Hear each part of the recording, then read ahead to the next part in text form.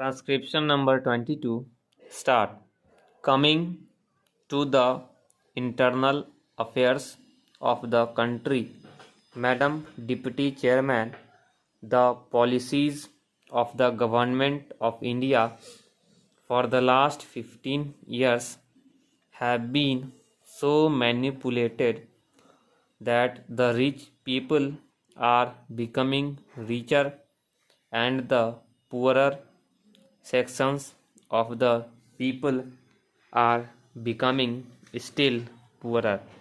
The committee that has been appointed to investigate into the question of the distribution of income has not yet given its verdict, but it is common knowledge that the people who are in the higher ups have become more rich and the people in the lower rung have become poorer.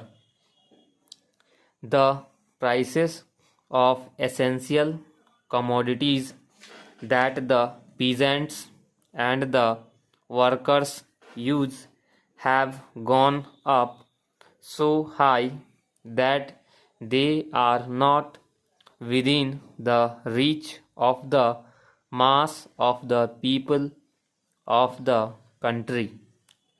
Government have not taken adequate steps to bring down the prices and to stabilize the prices as was recommended by the Food Grains Committee.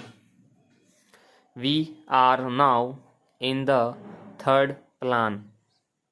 While the plans are progressing, the number of the unemployed in the country is increasing. This is a very anomalous position. It is the government alone that can explain why, in spite of the plans, the unemployment problem is becoming more and more acute. As was rightly pointed out yesterday by some speakers, our agriculture has not been paid due attention that should have been paid to in a country where 80% of the people live on land. Some 3 or 4 years back, when Mr. Ajit Prasad Jain was the Food and Agriculture Minister, he was made to resign under shady circumstances as one who had proved not capable of solving the food problem in the country.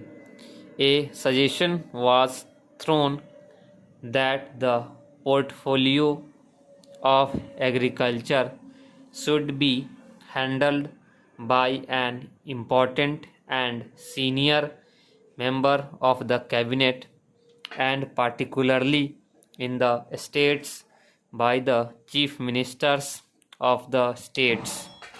But nothing of the sort has happened. Whatever increase in food grains output we have obtained is not because of any increase in the yield per acre, but because of extensive cultivation. More land has been brought under cultivation, and some irrigation facilities have now been provided. But the increase that we have seen is not in keeping with the demand that is necessary for us to feed 400 millions in India. So, whatever industrial development we want, the basic factor is that our agricultural economy should be improved. For that, all efforts should be made. More fertilizers should be used and new methods of cultivation should be employed for growing more food crops and for growing other cash crops. In a review that was published by the Planning Commission itself, they have pointed out that there is acute shortage of power in more than 50% of the states in India. We have accepted a planned economy. We have completed 2 plans and we are now in the third plan.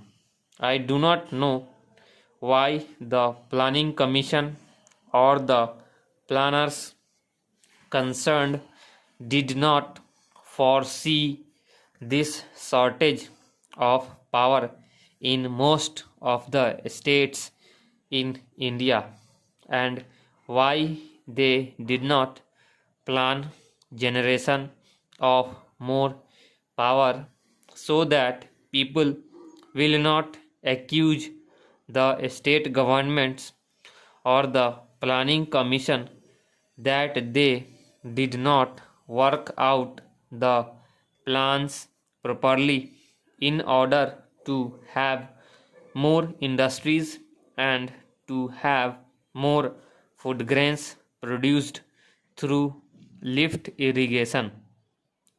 In most of the states in Andhra, in West Bengal, in Bihar, in Karnataka, there is power shortage. Whatever power is available now is being rationed.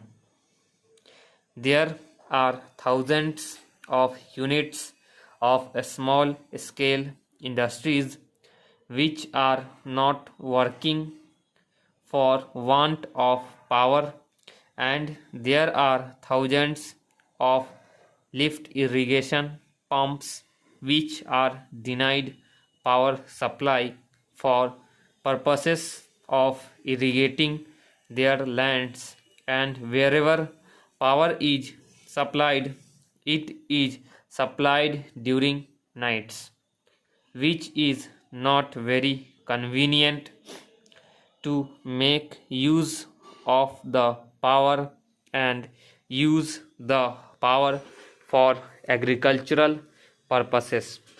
The finance minister, in the statement that he made in the Lok Sabha and which was placed before us, has stated that it was assessed that for the successful implementation of the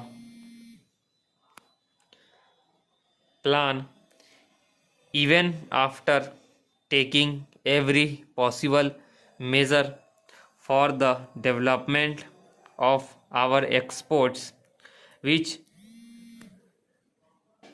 clearly must be given the highest priority, we would need external assistance of the order of rupees 2600 crores, and we have however been less successful in obtaining and utilizing the external assistance required for financing the imports necessary for our developing economy, to industrialize our country and to bring it on par with other well developed countries.